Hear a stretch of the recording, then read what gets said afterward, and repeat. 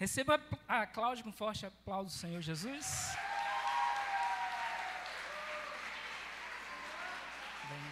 Bem-vinda. A Cláudia é uma irmã em Cristo Jesus, já de bastante tempo, né? Não vou revelar a idade. Bastante tempo está aqui conosco. Hoje não mais faz parte da nossa igreja, mas é sempre bem-vinda, né? Psicanalista clínica, quem quiser ir a um atendimento, pode procurá-la. E nós convidamos ela para essa noite falar para nós, ministrar o nosso coração. Eu tenho certeza que Deus já falou o coração dela, e como igreja nós queremos liberar uma palavra de bênção sobre a vida dela, sobre sua família. Vai orando, amados, pode estender a mão para cá, já vai falando com Deus, porque na verdade eu creio que você veio aqui ouvir a voz do Senhor, não é verdade? Então Deus vai usar a irmã Cláudia para falar o teu coração. Ó Deus, Pai de amor, muito obrigado, Senhor, pela vida da irmã Cláudia. Nós oramos, ó Deus, como igreja, ó Deus, liberando toda a sorte de bênção sobre a vida dela. Nós oramos pedindo a cobertura do sangue do Senhor Jesus sobre a sua vida, sobre a sua família, sobre os seus bens, para que ela não sofra nenhuma retaliação do inimigo na nossa alma. Ó Pai, conforme o Senhor já falou, o teu coração, dribla suas emoções, que não fale ela, Deus, mas fale o Senhor através da vida dela, que ela seja um canal desobstruído, voz profética do Senhor, para trazer a tua palavra a nós. Como igreja nós oramos e liberamos ela, Deus, para continuar sendo bênção em nossas vidas. Assim oramos em nome de Jesus, amém e amém, Senhor. Glória a Deus, amém. Boa noite, queridos. Ai, é uma delícia estar aqui com vocês mais uma vez, em tão pouco tempo, né?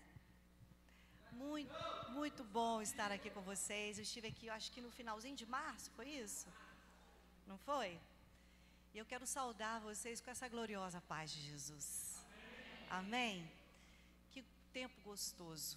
Eu estava observando, irmãos, o louvor. Você percebeu que nesse louvor nós declaramos palavras de louvor a Deus pela presença dEle, quando nós relembramos Moisés no deserto, quando nós cantamos aquela primeira canção, que eu não conhecia, uma canção lindíssima, e depois nós exaltamos o nome dEle, declarando que a presença dEle é exaltada, e depois, tua bondade, a Ele a glória, e depois tua bondade me seguirá, amém? Não há ferrolho, né, por toda a minha vida. Olha quanto Deus já falou com você e comigo nessa noite. Você já se percebeu disso? Que enquanto você adora a Deus, você está declarando quem Deus é e o que Deus tem para você? Ao ouvir a sua palavra, é mais um momento onde Ele se revela a nós. Mas eu digo para vocês que eu já me alimentei através desses louvores e como Deus falou comigo. E mais uma vez, agora, vamos ouvir a sua voz, porque nós já ouvimos bastante a sua voz. A presença dEle aqui é poderosa. Ele se manifesta no meio dos louvores do seu povo, para curar, para salvar, para restaurar as nossas vidas. E, irmãos, como nós estamos precisando de receber cura de Deus. Você se sente muito cansado? Quem aqui se sente muito cansado? Pode levantar a sua mão junto comigo. Cansado, cansado deste mundo, cansado deste caos que está lá fora, na nossa nação, cansado de ver o mundo, muitos se distanciando de Deus. Você está esgotado de lutar pela sua família? Não precisa levantar a mão, vou preservar você. Você está esgotado de batalhar pelas mesmas coisas lá dentro do seu lar todos os dias? Entra mês, sai mês, você está cansado?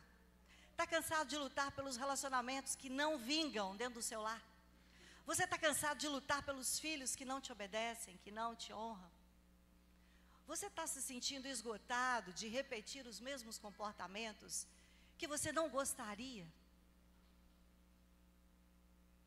É pesado, não é? Mas eu queria realmente provocar em você isto. que muitas vezes nós estamos sorrindo aqui na frente, pulando de alegria, mas o coração de muitos aqui não está essa festa toda. O coração de muitas mães, muitas esposas, muitos filhos, muitos maridos, não está essa festa toda que nós estamos aqui manifestando nessa reunião maravilhosa na presença de Deus. Muitos estão vivendo lutos intermináveis, de perdas que viveram, de projetos que fracassaram, de relacionamentos que não existem mais, que foram embora e você ainda luta para manter aquela pessoa perto de você. Quantas pessoas estão cansadas, esgotadas, suspirando e esperando um anjo vir no tanque e balançar a água para a cura chegar. Mas eu quero te dizer nessa noite que esse anjo, ele não vai vir no tanque. Ele não vai vir. Sabe por quê? Porque Jesus está presente. Ele ressuscitou. E ele venceu o diabo. Ele destronou todos os poderes das trevas. Nós vivemos o tempo da nova aliança. E eu e você somos renovados dia após dia. Como o apóstolo Paulo disse, nós podemos estar desamparados, desiludidos, enfraquecidos, mas nós carregamos em nós Jesus, nós somos templo dele. E nesse tempo, irmãos, de desgaste que nós estamos vivendo, onde nós só ouvimos falar sobre desgaste mental, desgaste emocional, eu ouço isso todos os dias. Mas eu quero dizer para você que Jesus ressuscitou. E nós não precisamos mais nos entregar a tanto cansaço mental, espiritual. Cláudia, cansaço espiritual, sim. Muitas pessoas estão vivendo um cansaço, não só físico e emocional, mas espiritual também. Sabe por quê? Porque muitos ainda estão vivendo na força do seu braço, fazendo as coisas do seu jeito. E Jesus ressuscitou. Ele está vivo aqui agora, andando no nosso meio, habitando dentro dos seus filhos. Meus irmãos, isso era para você gritar, pular, sapatear, porque eu estou falando que Jesus ressuscitou. Nós somos a igreja da nova aliança. Nós vivemos essa aliança que nos faz novos todos os dias. Nós somos uma nova criação.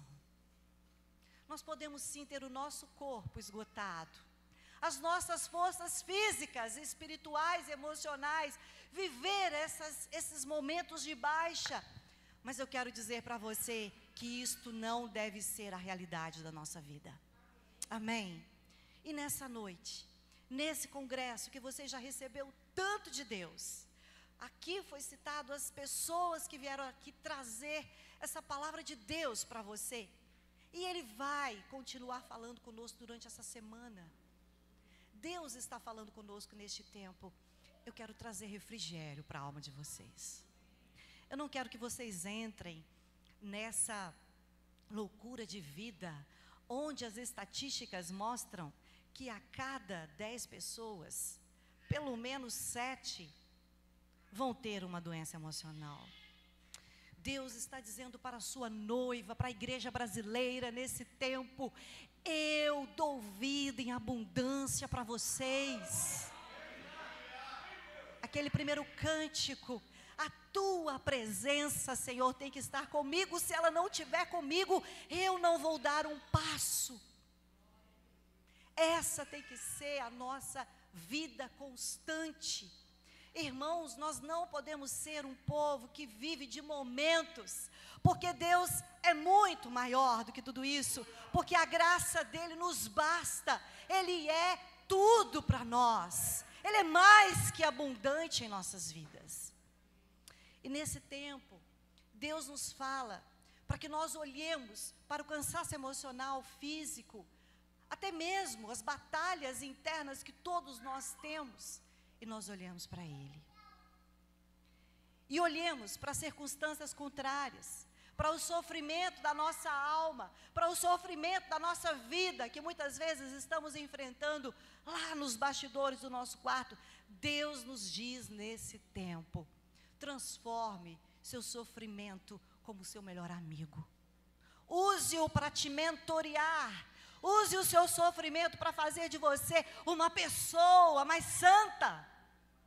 Use o seu sofrimento para fazer de você uma pessoa mais compassiva. Use o seu sofrimento para fazer de você uma pessoa mais humilde. Deus está falando conosco muito nesses dias sobre isto. Que Ele quer que nós desçamos. Porque o nosso início de vida não determina o nosso fim. E é sobre isto que eu quero estar refletindo com vocês nesta noite. Sobre uma história na Bíblia muito interessante, até um pouco misteriosa, uma história que nós temos pouca informação dela. Eu quero refletir com vocês nesta noite sobre Jabes. Uma figura no Antigo Testamento que nos traz revelações muito profundas de Deus. E mais uma vez, eu quero te convidar a você, sentado aí na sua cadeira, a relaxar, porque você está cansado. Eu sei que você está cansado. Eu duvido que tenha uma pessoa aqui que não esteja cansada. De alguma maneira você está cansado. Amém? Sim? Feche seus olhos. Relaxa suas pernas. Respire fundo. Feche seus olhos. Isso. Puxe pelas narinas. Solte pela boca. Isso. Relaxe na presença de Deus. Eu quero que você agora faça uma oração. Uma pequena oração. O que você quer que Deus faça para você hoje? Não peça muita coisa, peça uma coisa só. O que você quer que Deus faça para você hoje, domingo, 21 de maio de 2023? Metade do mês, mais da metade do mês. Pense, feche os seus olhos. Cuidado com o que você vai pedir. Senhor, mais uma vez nós oramos e te agradecemos por não desistir de nós. Obrigada por transformar toda a nossa bagunça emocional, toda a nossa bagunça mental, todas as nossas desconstruções, ó Deus. Obrigada por não desistir das nossas vidas.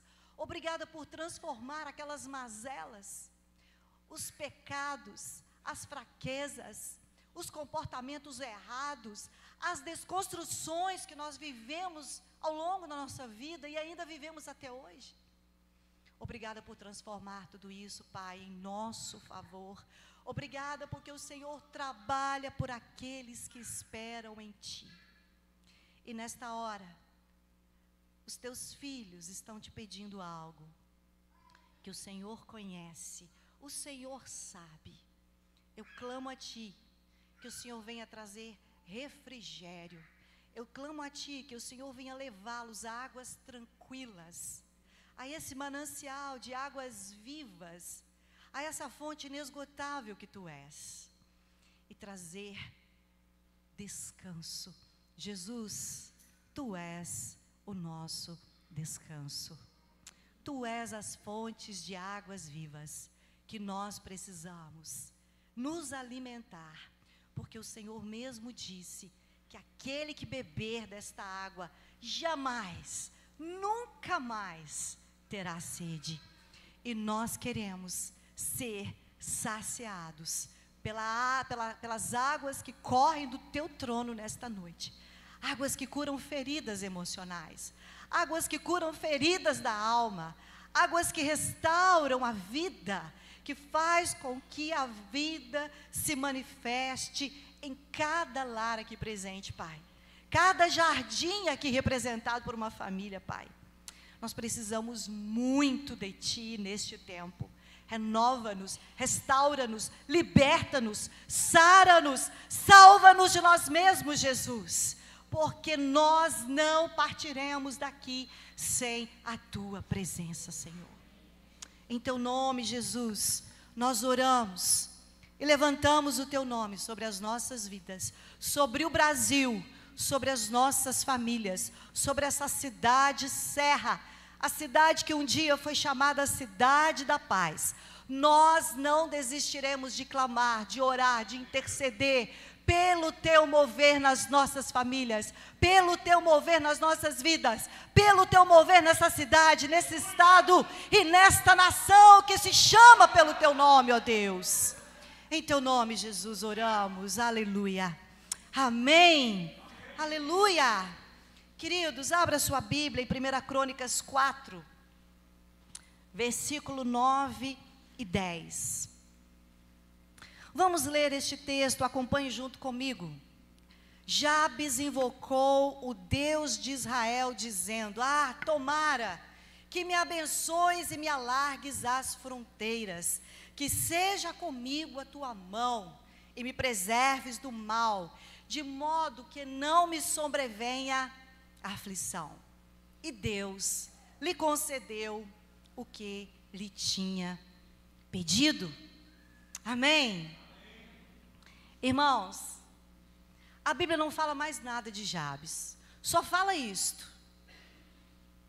que ele, ao nascer, recebeu da sua própria mãe um nome que significava dor. E a Bíblia não conta mais nada, só diz que Jabes fez esta oração.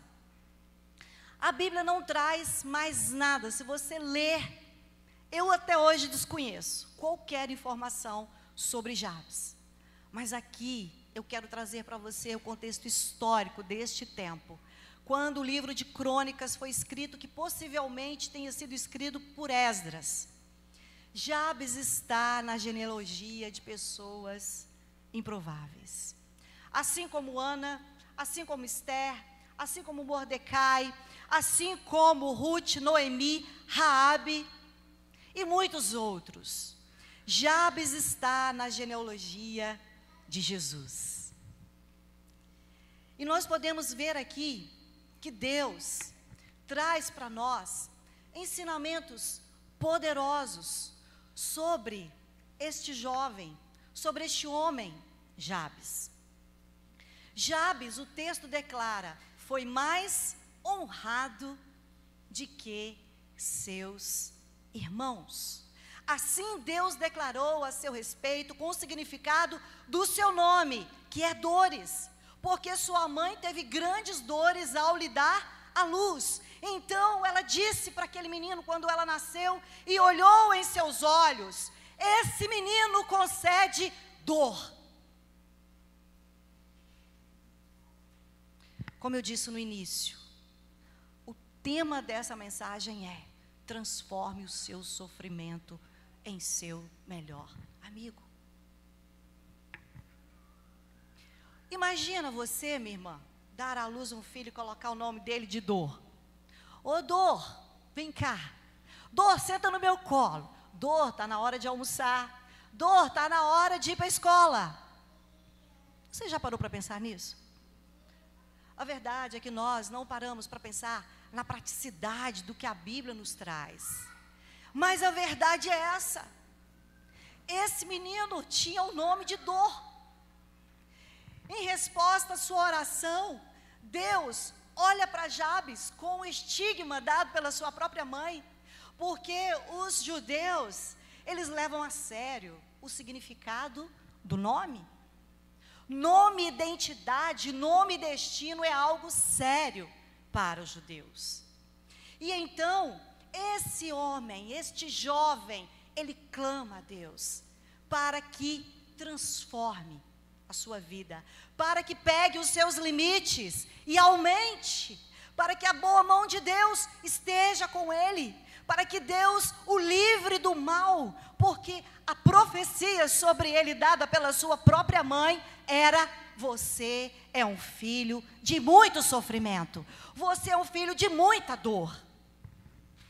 E então, esse texto mostra para nós que a piedade de Jabes, ela é lembrada em vez de seus laços familiares. Ao invés da sua dor emocional, de ser chamado de dor, de ter causado àquela que lhe deu a luz o maior sofrimento, ao vir ao mundo, então, a palavra de Deus vem sobre ele como uma grande bênção, transpondo, e o texto diz: ele foi honrado mais do que seus irmãos. Que contexto incrível nós vemos aqui. Olha o contexto que Jabes nasceu. Quando nós olhamos para os livros, Crônicas, Esdras, Neemias, livro de Crônicas foi um livro pós-exílio. E então, imagine vocês, irmãos, um povo que tinha vivido no exílio.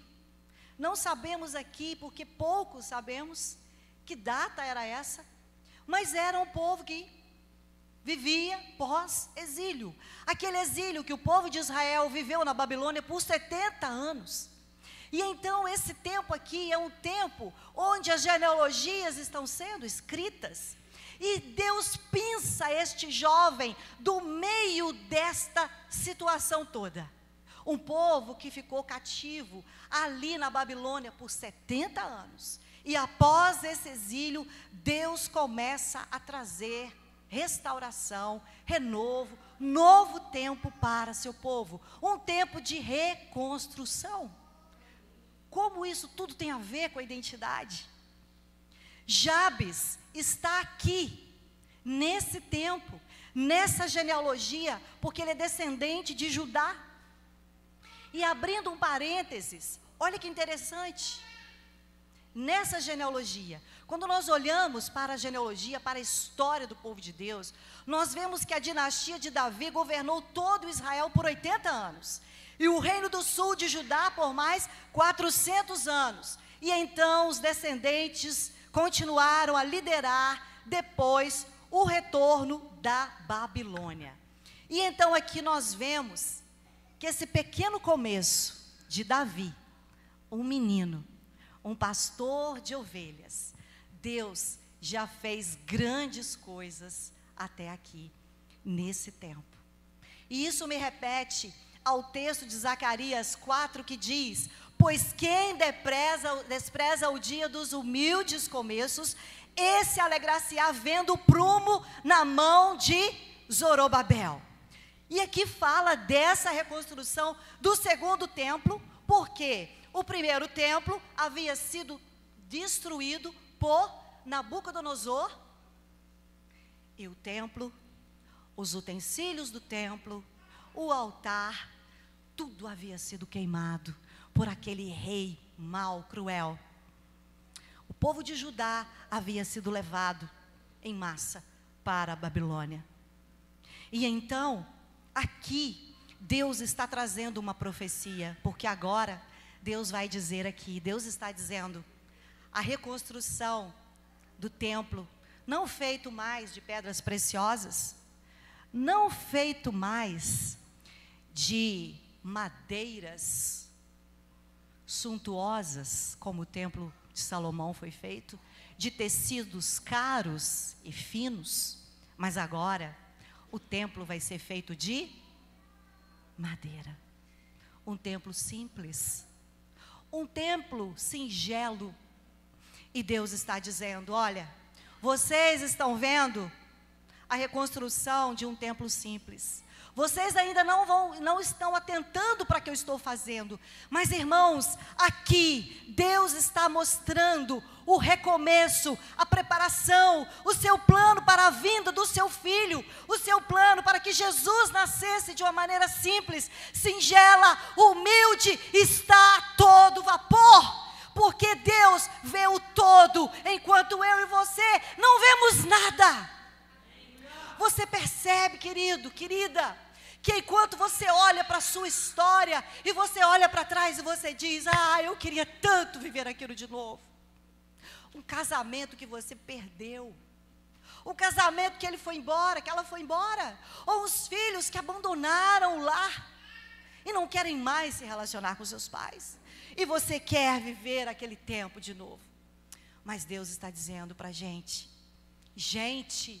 Deus está dizendo para nós, esqueça, deixe para trás, esquecendo-me das coisas que para trás ficaram, eu avanço para as que estão diante de mim, eu prossigo para o alvo. Quem é o nosso alvo? É o autor da nossa vida, é aquele que formou você no ventre da sua mãe. Você nem ainda tinha nenhum tipo de característica, mas Ele estava lá, te construindo, te desenhando, te moldando, porque Deus é Deus de pequenos começos. Deus é Deus de pequenos começos. Deus é Deus de pequenos. Eu acredito que até o final desse culto você vai acreditar mais nisso, meu irmão. Irmãos, todos nós admiramos muito. É por isso que essa mensagem, às vezes, ela pode não te alegrar tanto. Porque nós queremos ver grandes coisas. Nós nos fascinamos com um grande ministério. Nós nos fascinamos com grandes homens e mulheres de Deus. Nós nos fascinamos com grandes igrejas. Nós nos fascinamos com grandes coisas. Mas a verdade é que tudo começou pequeno. O Deus das árvores frondosas é o Deus da semente. O Deus de um grande homem, de uma grande mulher, é o Deus que formou o embrião no ventre da sua mãe. Esse é o Deus. E tudo aquilo, irmãos, que nasce grande é anormal. Não adianta você querer viver de uma vez tudo que você quer viver, toda a cura que você quer viver na sua casa, toda a cura dessa dor emocional que você carrega. Não adianta, você tem que passar por um processo. E Jabes compreendeu isso. Ele entendeu que existia um processo. Ele entendeu que ele nasceu com um desígnio. Ele entendeu que ele nasceu com um propósito por Deus. Mas ele entendeu que havia um processo que ele tinha que passar. E nós não aguentamos os processos. Eu vejo isso todo dia. Você não tem aí um conselho para me dar bem rapidinho? Você não faz uma hipnose bem rapidinha para eu sair daqui sem essa dor que está me trazendo tanto sofrimento? Sabe por quê? Porque nós somos a geração que aperta um botão, o Instagram abre. Nós somos uma geração que tudo é muito rápido. E a nossa mentalidade, irmãos, está esfriando. A nossa mentalidade espiritual, ela está ficando carnal, ela está ficando imediatista. A nossa mentalidade, irmãos, está ficando fria, sem calor, sem o fogo de Deus dentro de nós, porque nós queremos tudo rápido. Nós não queremos fazer o caminho, nós não queremos começar pequeno. Sabe, eu me lembro, quando eu comecei a trabalhar, eu tinha 8 anos de idade. E eu vendia ferro velho, e eu vendia verdura na rua. E às vezes, quando eu olho para uma criança vendendo alguma coisa no semáforo, eu lembro de mim. Quando eu tinha 14 anos, eu era zeladora da minha igreja.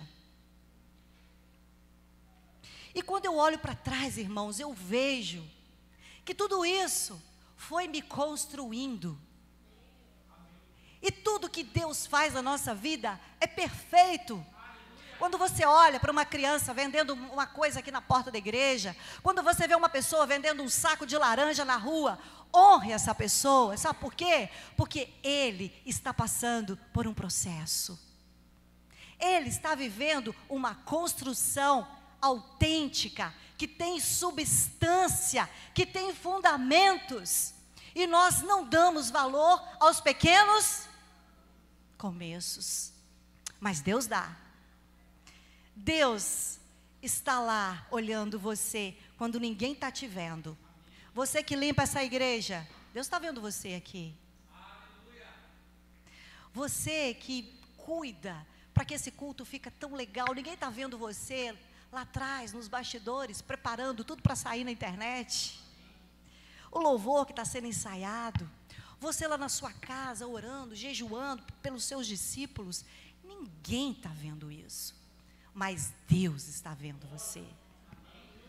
Deus está vendo quando você ganhou a sua primeira alma para Jesus. Cláudia, mas só uma? A Bíblia fala que uma alma vale mais que o mundo inteiro. Por que eu e você não damos mais valor para as pequenas coisas? Por que eu e você queremos ser muito sofisticados? Por que eu e você queremos sofisticar até a nossa fé, irmãos? Deus nos chama nesse tempo para nós retornarmos do ponto onde nós paramos. Deus te chama nessa noite como casal, como marido e mulher, como filhos, a você voltar para o ponto que você parou. Pare tudo que você está fazendo, que não está dando certo. Pare e volte. Volte e comece a fazer tudo dentro daquilo que você tem de Deus.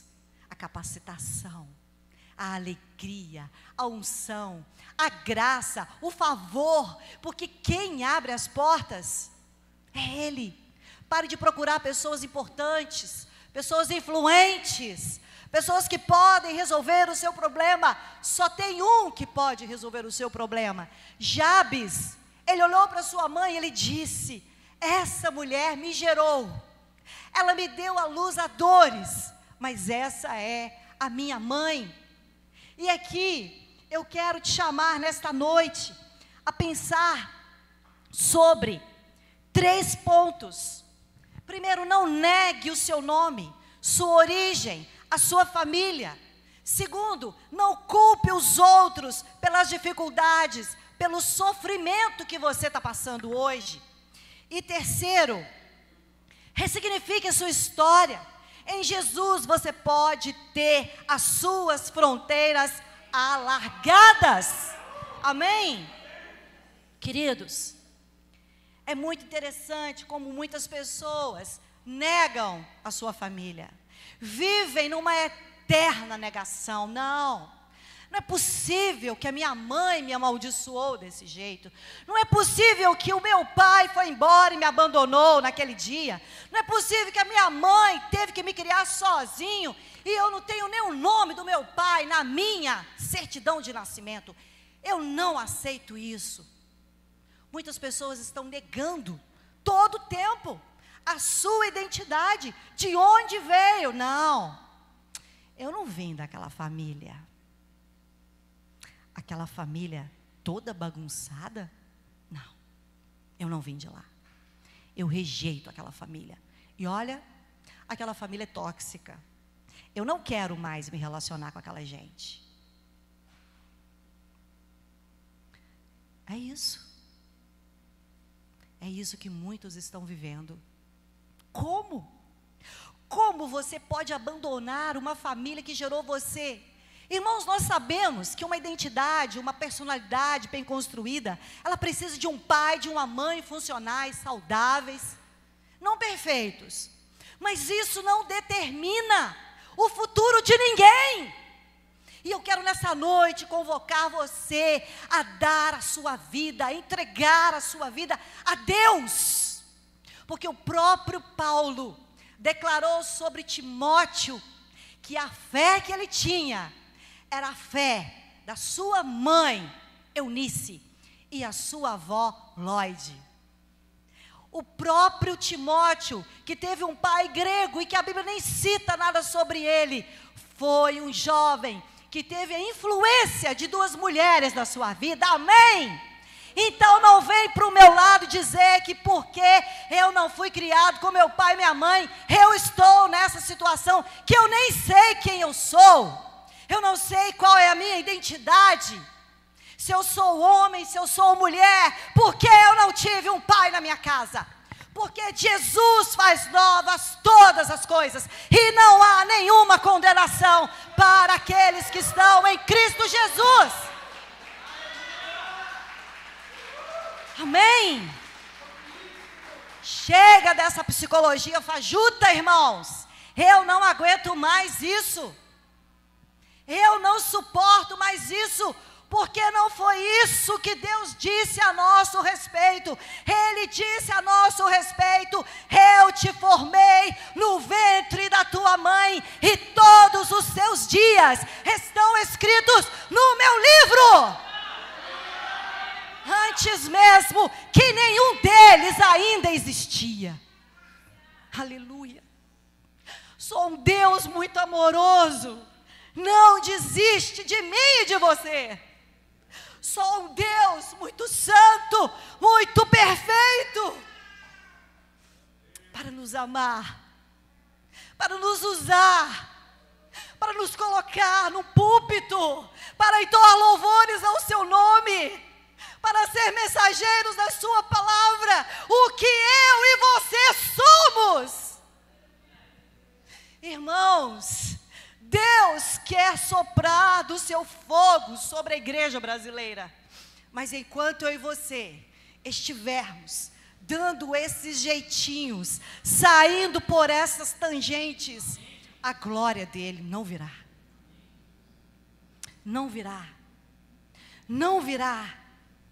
Jabes foi essa pessoa que, em meio a esse tempo de pós-exílio, o povo com a sua identidade estraçalhada, o povo com a sua alma ferida, um povo massacrado na Babilônia.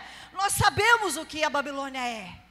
Se você não sabe, leia Daniel. Se você não sabe, estude a Bíblia. Vá para casa e estude a sua Bíblia. Porque nós sabemos o que Babilônia é. Essa desconstrução da identidade das pessoas, tão forte, tão maligna, que até trocaram o nome de Daniel, Ananias, Misael e Azarias, o rei Nabucodonosor trocou. Mas eles também sabiam, assim como Jabes, quem eles eram. E foram servos do Deus vivo. A Babilônia, sim, é esse lugar de desconstrução. Mas assim como hoje, eu chamo a sua atenção para mostrar para você que assim como lá, a identidade do povo judeu foi desconstruído, também lá, leões tiveram suas bocas fechadas. Também lá, a fornalha de fogo ardente não queimou aqueles que andavam com Deus.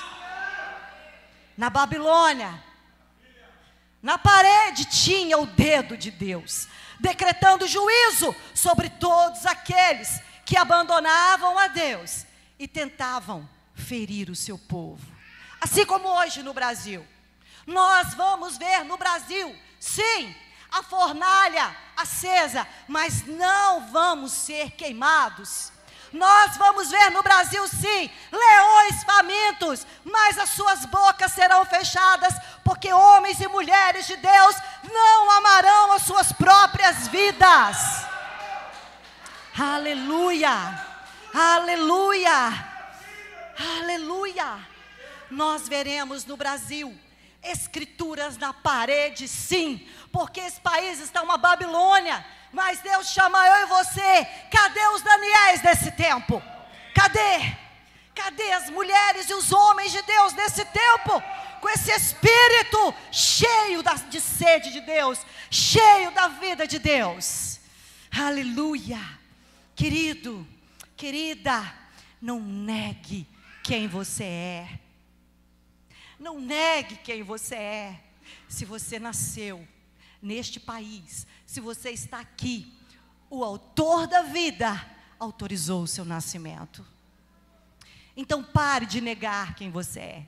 Não negue a sua origem, mas como Jabes fez, olhe para a sua origem e entenda que essa história de dor não é sua, é do seu pai, é da sua mãe.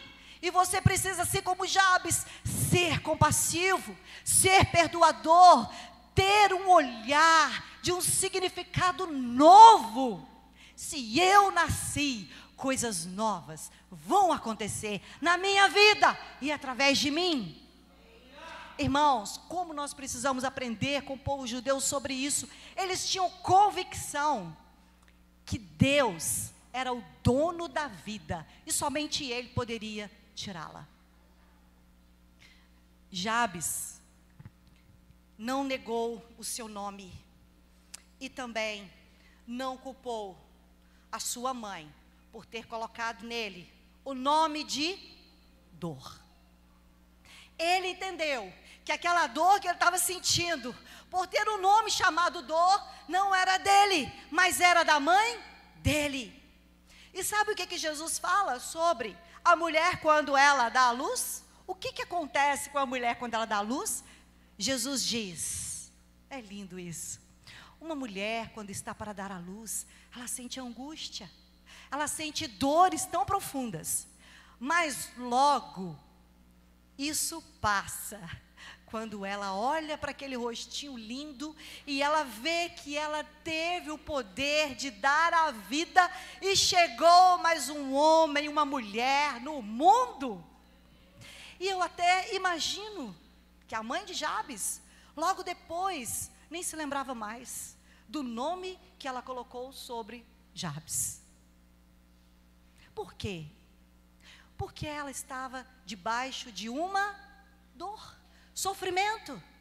Nós mulheres sabemos, quem teve parto normal, o quanto é doloroso colocar um filho no mundo. Mas em poucas horas você olha para aquele bebê e você o ama tanto que você dá a sua própria vida para salvá-lo. Jabes entendeu isto. E ele então ressignificou, dando para ele mesmo essa palavra, que Deus me abençoe. E ele buscou a bênção de Deus. Minha querida, eu quero dizer para você, meu querido, olhe, pare de ficar focando nas palavras de maldição que os seus pais lançaram um dia sobre você, ou ainda lançam. Nenhuma condenação há para aqueles que estão, só esse já basta, mas tem vários outros textos. Nenhuma condenação há, lembra desse cântico? Para quem está em ti, Jesus, cuja vida coberta está pelo sangue que verteu na cruz. É certo que provas virão, investidas do vil tentador, mas nenhuma condenação há para quem está em ti, querido Senhor. Aleluia! Aplauda Jesus! Oh! Te adoramos, Senhor. Querido, minha irmã, esquece. Pare de ficar olhando para essas palavras malditas. Essa dor é de quem? Não é sua. Porque não há nenhuma condenação. Sabe por quê? Porque você foi refeito. Deus te fez de novo. Quem nasceu de novo é uma nova criatura. Não tem mais o DNA do pai e da mãe da terra. Tem o DNA do céu, de Deus, do Pai das luzes, em que não há mudança. Ele não muda. A sua palavra para você é uma só. Você é abençoado. Você foi predestinado. Efésios 1 diz que você foi predestinado, você foi escolhido, você é amado por Ele, você foi escolhido por Ele desde a eternidade, e você é uma pessoa agradável a Ele. Então esqueça, Salmo 45 diz, esqueça da casa dos seus pais. Sabe por quê? Porque Deus, Jesus, Ele veio até você e a mim para nos dar este novo significado de vida. Então esqueça, não esqueça de apagar o seu relacionamento, mas esqueça das dores da casa dos seus pais. Assim como José no Egito, ele disse, eu esqueci dos trabalhos da casa do meu pai. Por isso, Deus me abençoou nessa terra e me fez frutífero. O significado dos dois nomes dos filhos de José. Amém, irmãos? Aleluia! E por último, eu quero te encorajar a você fazer isso. Ressignificar a sua história. Porque olha, o mais alto que você vai é o quê? Com Deus? O que é o limite para nós em Deus? O céu é o limite.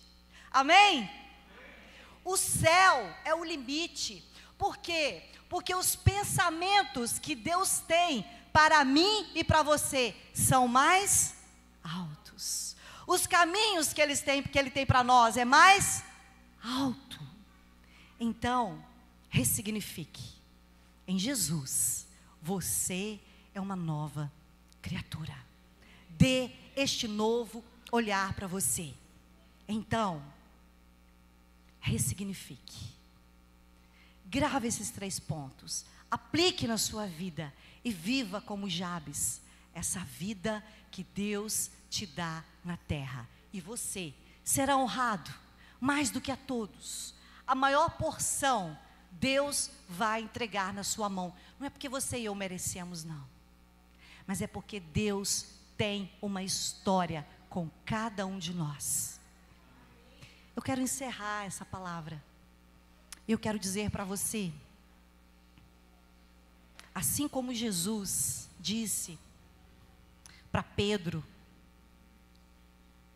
quando Jesus estava na praia, preste atenção nisso, por favor.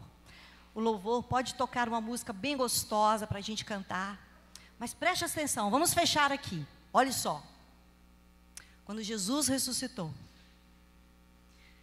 Jesus foi na praia encontrar com Pedro, Tiago e João. Eles estavam pescando. 3 noites atrás, acompanhe comigo, ceia.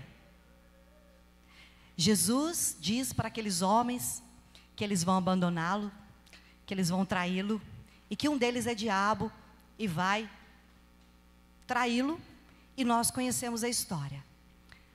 Volta na praia, Jesus preparou na praia pães assados, peixe assado, e montou ali uma ceia para curar Pedro, Tiago e João. Principalmente Pedro, porque ele havia negado Jesus 3 vezes. E então Jesus diz: Pedro, você me ama? E ele diz: Senhor, tu sabes que eu te amo. Pedro, você me ama mesmo? Ah, Jesus, o Senhor sabe que eu te amo. Pedro, vem cá. É verdade mesmo? Você tem certeza que você me ama? E eu imagino Pedro lembrando daquele cantar do galo. Eu imagino Pedro andando sobre as águas. Eu imagino Pedro curando pessoas. Eu imagino Pedro cuidando de Jesus, dando uma água para ele beber. no meio das multidões enquanto ele pregava. Eu imagino Pedro cuidando da alimentação do mestre, lavando seus pés, tirando as suas sandálias, porque era assim que os discípulos faziam com os rabinos. E então, naquele momento, Pedro, em todas aquelas cenas, ele diz para Jesus: tu sabes todas as coisas.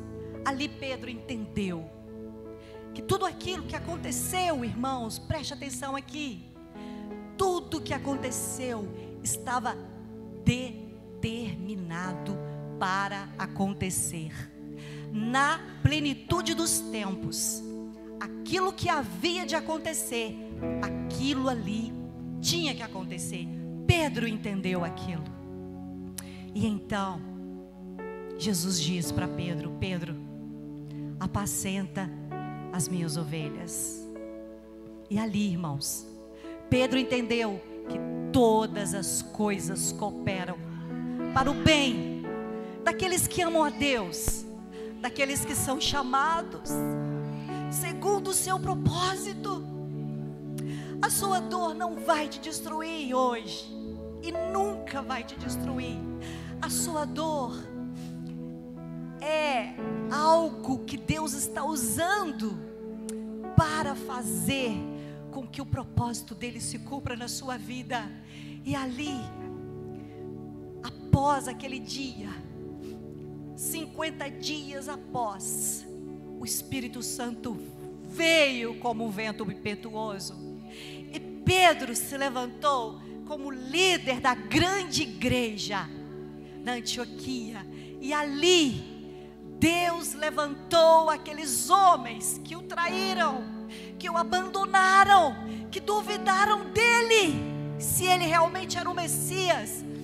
E eles foram os homens que Deus virou o mundo de cabeça para cima. E nós hoje colhemos os frutos desse evangelho que estamos aqui no Brasil, para que eu e você nos levantemos como homens e mulheres curados, transformados pelo poder deste sangue remidor, que transforma destinos.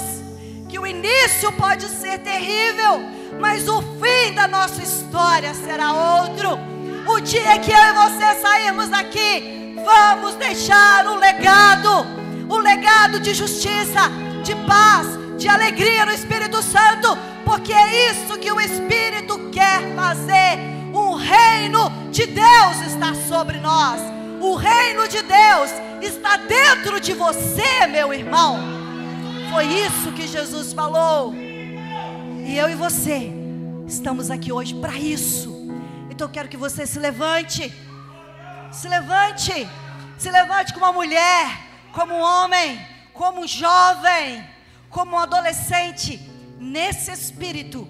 E não deixe que ninguém roube essa palavra, essa semente, para que ela possa reproduzir em você frutos a 30, a 60 e a 100 por um, para a glória de Deus Pai.